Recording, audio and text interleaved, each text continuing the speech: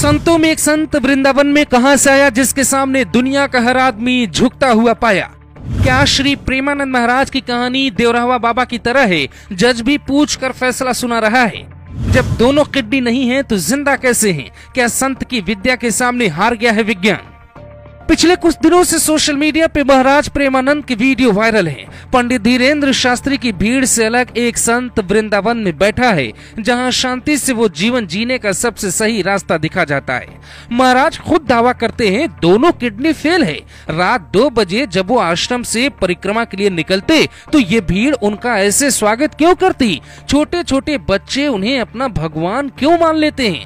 जिस संत का न स्वांग है न ही लाखों की भीड़ में वो कथा सुनाते हैं, फिर भी उनकी सच्चाई में ऐसा कौन सा रहस्य है जो आपको कहानी सुनने के बाद वृंदावन जाने पे मजबूर कर देगी? ठाकुर देवकीनंदन महाराज उनके चरणों में लेटकर वंदना करते हैं। विराट कोहली घुटनों पर बैठकर आशीर्वाद लेते हैं। जज उनसे फैसला लेने से पहले राय लेते हैं। मानो दुनिया को एक ऐसा संत मिल गया हो जो आडंबर से दूर किसी ज्ञान की गुफा में विज्ञान को चैलेंज कर रहा है। इसीलिए हम आपको पूरी सच्चाई सुनाते हैं। यूपी के कानपुर में आज से 60 साल पहले बाबा का जन्म कानपुर के सरसौल ब्लॉक के आखिरी गांव में होता है। सिर्फ 10 साल की आयु में स्वामी प्रेमानंद महाराज अपनी माँ से कहते हैं, माँ मैं पढ़ाई नहीं गीता पढ़ना चाहता हूँ, रामायण को समझना चाहता हूँ, भगवान को मानने से पहले समझना चाहता हूँ। मैं घर छोड़कर आश्रम में भगवान से मिलने जाता हूँ। माँ को लगा बेटे को किसी ने कुछ बताया होगा, पिता को लगा उसने किसी संत की बात सुन ली होगी, पर प्रेमानंद महाराज के दिल का कनेक्शन भगवान से था।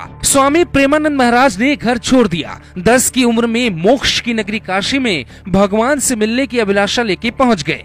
महाराज खुद बताते हैं, मैं वाराणसी में 4 बजे भोर ही गंगा स्नान करता, फिर भिक्षा मांग के प्रसाद ग्रहण करता, सत्संग में ध्यान लगाता। वाराणसी में संतों की नगरी है, उनके साथ रहता। जिस दिन भिक्षा नहीं मिलता उस दिन गंगा जल ग्रहण कर ही भगवान का अनुसरण करता। कहते हैं इरादा अगर बड़ा हो तो हौसला भी चट्टानी होना चाहिए।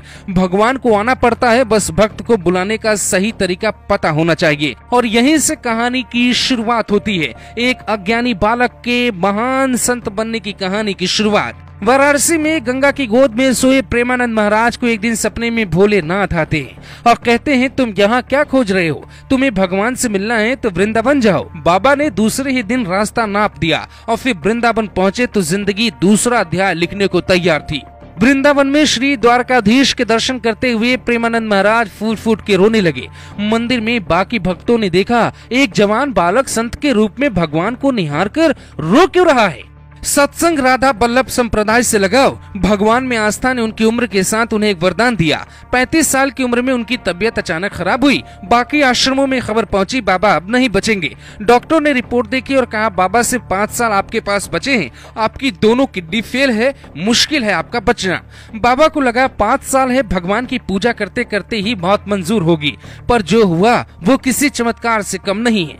पिछले 25 सालों से महाराज दोनों खराब किडनी के साथ जिंदा हैं, तो वो क्यों हैं ये भी आपको समझाते हैं। कुछ दिन पहले ही विराट कोहली मिलने पहुंचे और फिर गूगल पे सबने खोजा कौन है प्रेमानंद महाराज। फिर सुप्रीम कोर्ट के वकील, चाय सुट्टा बार के मालिक, गरीब अमीर, राजा प्रजा सब मिलने पहुंचे। बाबा को न किसी का परिचय पता है न किसी का इतिहास। कौन है विराट, कौन है आम इंसान, सब उनके लिए एक जैसे होते हैं। दावा किया जाता है कि वो न चढ़ावा लेते हैं न मदद लेते हैं, न किसी के प्रभाव में वीआईपी मुलाकात करते हैं। कुछ दिन पहले रात्रि में वृंदावन में परिक्रमा के दौरान 2 बच्चों का वीडियो वायरल हुआ। दोनों बच्चे महाराज प्रेमानंद से प्रभावित है, उनके आश्रम के साथ जुड़े हैं। उनका ये वीडियो देखकर आप अंदाजा लगा सकते हैं जो बच्चा 10 साल की उम्र में घर छोड़ के भगवान से मिलने पहुंचा था वो आज कहाँ है। आज बच्चे